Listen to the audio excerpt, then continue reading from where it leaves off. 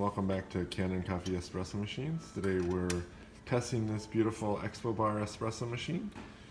These machines are made in Spain, and this is a great E61 machine. So we replaced the heating element on this machine. It wasn't heating properly, and we also did a tune-up. It was in deep need of a tune-up, so we did that, and let's go ahead and test it.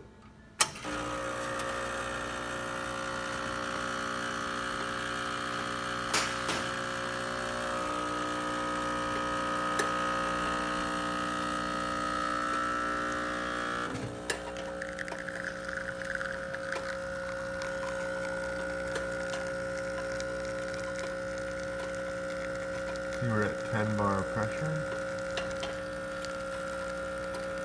Nice pour.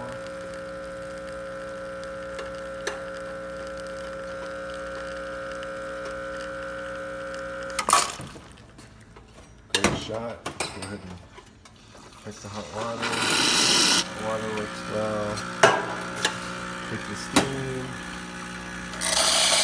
Steam works good. Did a deep cleaning of the steam wand. So thank you for pairing with Kanen Coffee. Please like our videos below. If you'd like to see more videos like this, subscribe to our channel. Thank you.